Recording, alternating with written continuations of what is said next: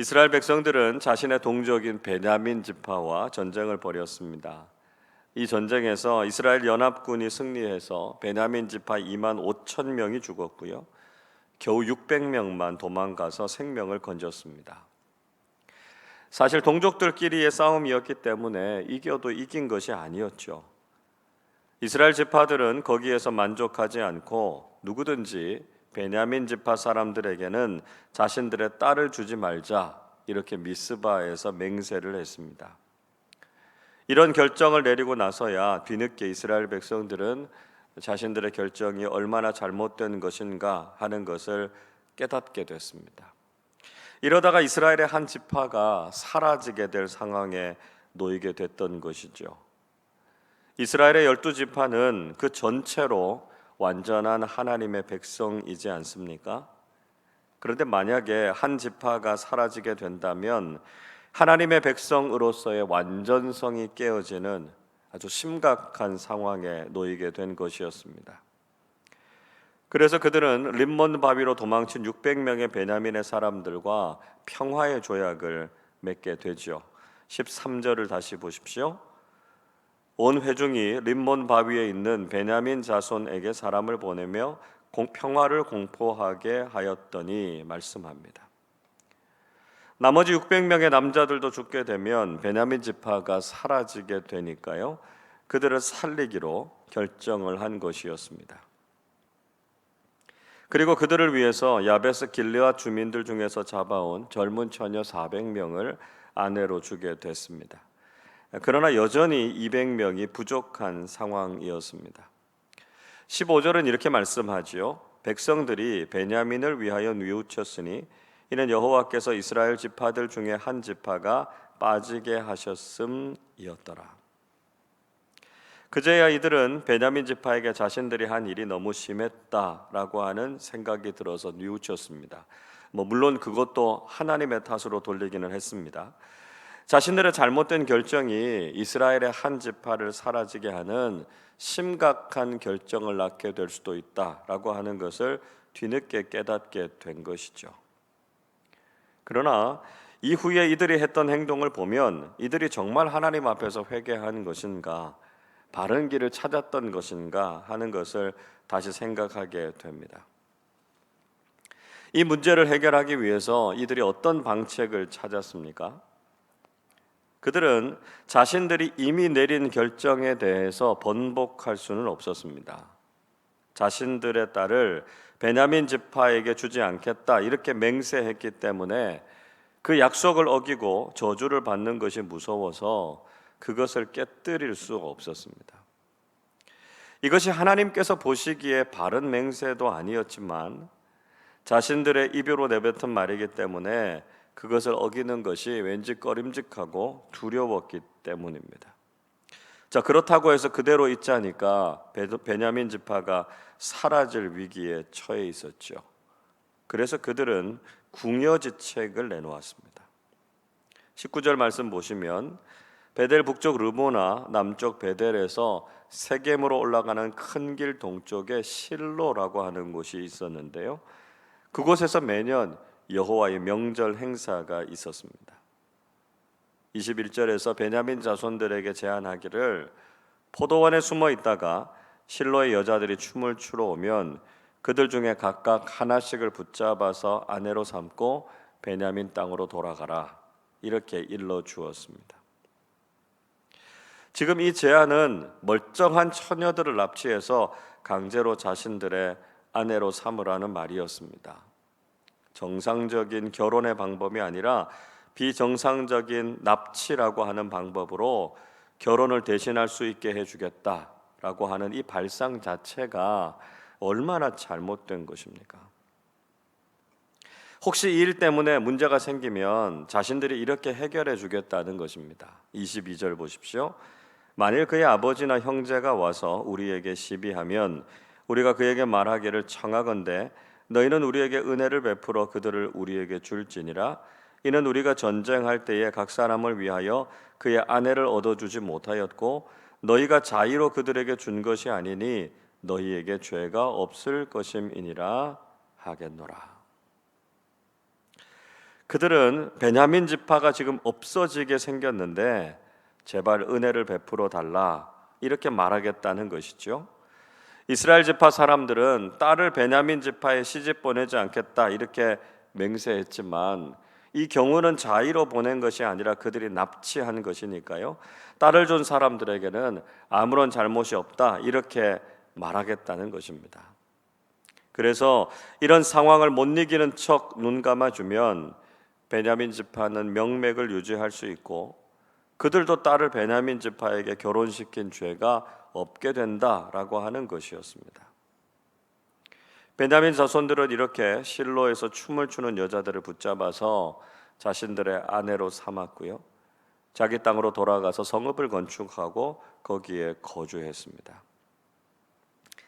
이스라엘의 한 지파가 사라질 수도 있다라고 하는 위기가 없어지기는 했지요. 또 이스라엘 지파들도 더 이상은 싸우지 않고 그들의 땅으로 돌아가게 됐습니다. 겉으로 보면 문제가 해결된 것처럼 보였습니다. 그러나 여전히 이스라엘 백성들은 잘못된 생각과 결정으로 인해서 거룩한 하나님의 백성이라고 하는 정체성과 모습을 상실하고 말았습니다. 여러분, 우리도 하나님의 백성으로 살아가고 있지만 얼마나 신앙적으로 올바른 판단과 결정을 하면서 살아가고 있습니까? 우리도 매 순간 성령님의 인도하심에 민감하지 않고 하나님의 말씀을 묵상하지 않으면 하나님께서 원하시는 것과는 다른 판단을 하게 될 수 있다는 것이죠. 그래서 이스라엘 백성들처럼 믿음의 공동체 안에서 다투기도 하고 지극히 인간적인 결정을 내리게 되기도 합니다. 우리는 늘 우리 자신의 연약함과 죄악됨을 고백해야 되고요. 하나님의 뜻과 지혜를 구하는 사람들이 되어야 합니다.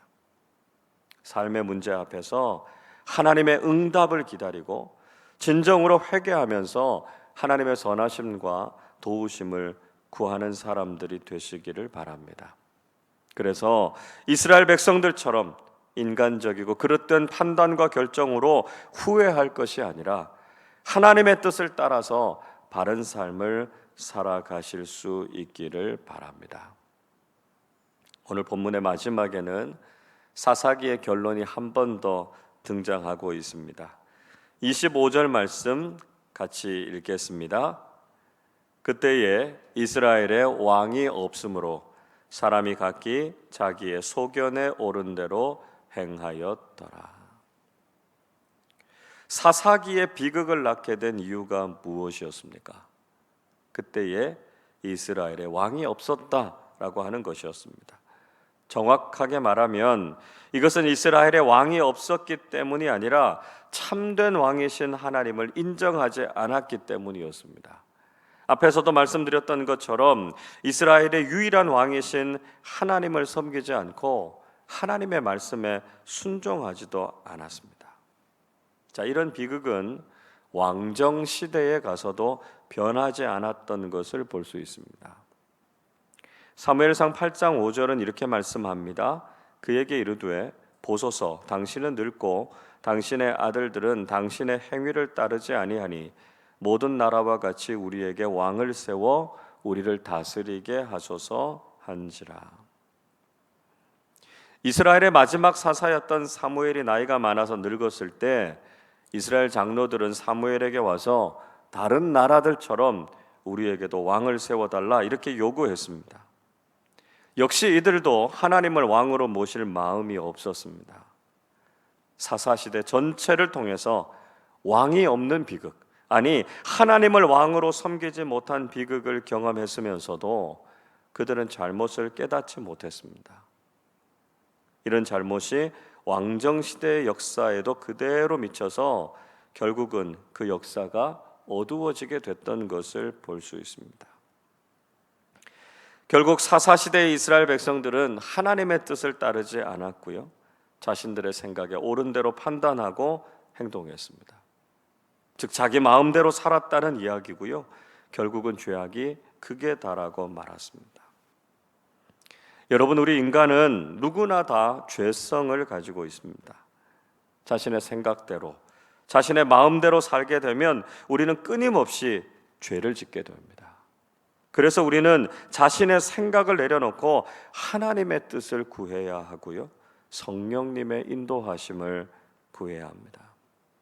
하나님을 왕으로 섬기지 않은 죄, 자신의 생각대로 산 결과로 주어진 비극이 더 이상 우리의 삶에는 없어야 된다는 것이죠. 우리는 왕이신 하나님을 바르게 섬기고 늘 하나님의 뜻에 따라서 순종하며 살아가는 사람들이 되어야 합니다. 그래서 죄악된 역사의 비극을 반복할 것이 아니라 믿음 안에서 새 시대를 맞이하고 하나님께서 주시는 소망과 기쁨이 우리의 삶에 넘쳐나야 한다는 것이죠. 대림절을 보내고 있는 우리가 왕으로 우리에게 임하시는 예수 그리스도를 영접하고 오직 주님의 말씀에 순종해서 하나님의 은총과 평안이 가득한 복된 삶을 살아가시기를 주님의 이름으로 축원합니다. 기도하겠습니다.